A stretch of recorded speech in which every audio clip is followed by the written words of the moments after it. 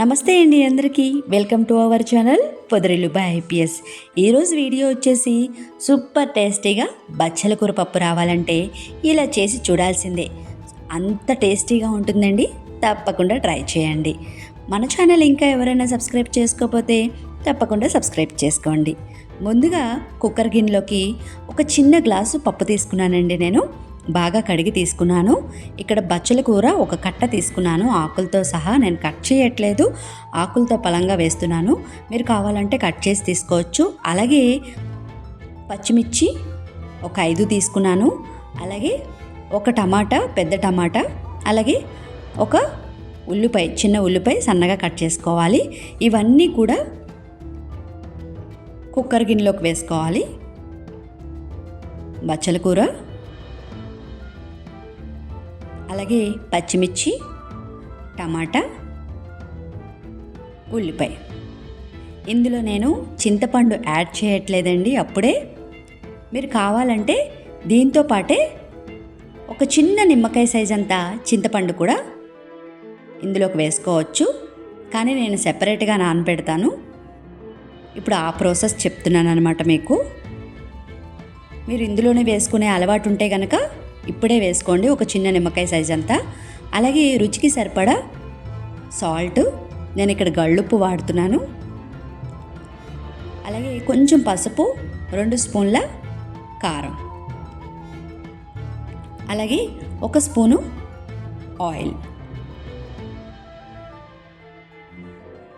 ఇవన్నీ వేసుకున్న తర్వాత ఏదైతే గ్లాస్తో పప్పు తీసుకుంటున్నామో ఒక గ్లాస్కి 2 గ్లాసుల వాటర్ పోసుకోవాలి. మీకు కొంచెం పలచగా ఉండాలి అనుకుంటే కనుక పప్పు 2.5 వేసుకోండి. నేను ఇక్కడ 2.5 వేసుకున్నాను. ఈ విధంగా వేసుకున్న తర్వాత మూత పెట్టి ఉడికించుకోవాలి పప్పు అనేది.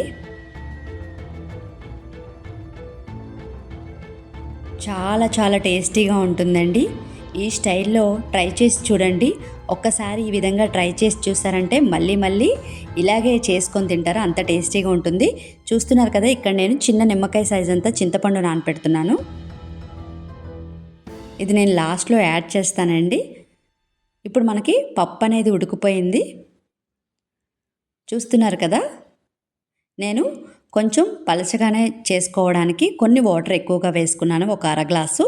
మీరు ఒకవేళ కొంచెం గట్టిగా కావాలి అనుకుంటే కనుక 1కి 2 గ్లాసులు మాత్రమే పోసుకోండి వాటర్ అనేది.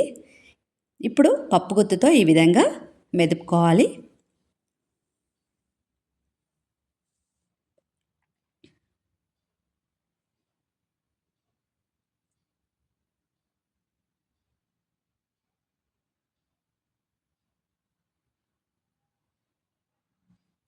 ఈ విధంగా మెదుపుకున్న తర్వాత ఒక్కసారి స్టవ్ ఆన్ చేసుకొని ఇప్పుడు ఇందులోకి చింతపండు గుజ్జుని వేసుకుంటున్నాను. కొంచెం వేసుకోవాలి చింతపండు గుజ్జు అనేది, ఒక చిన్న కప్పు వేసుకోవాలి. వేసుకొని బాగా కలుపుకోవాలి. కలుపుకొని 1 నిమిషం పాటు ఉడికించుకోవాలి. నాకు ఇలా పల్చగా ఉంటేనే పప్పు నచ్చుతుందండి. ఇప్పుడు మనం పోపు పెట్టుకోవాలి. పోపుకి గిన్నె పెట్టుకొని అందులోకి ఆయిల్ వేసుకొని, ఆయిల్ హీట్ అయిన తర్వాత కచ్చాపచ్చాగా దంచుకున్న ఎల్లుల్లిపాయలు వేసుకొని ఫ్రై చేసుకోవాలి. ఫ్రై చేసుకున్న తర్వాత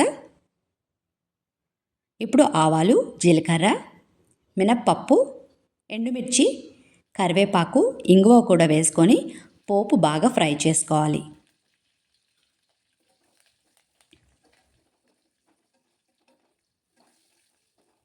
ఈ విధంగా ఫ్రై చేసుకున్న తర్వాత ముందుగా రెడీ చేసి పెట్టుకున్న పప్పుని ఇందులోకి వేసుకోవాలి.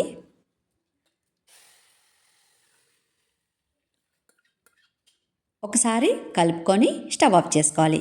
అంతేనండి, ఎంతో టేస్టీగా ఉండే బచ్చల కూర పప్పు రెడీ. మరిన్ని వీడియోస్ కోసం please like, share and subscribe. Thank you.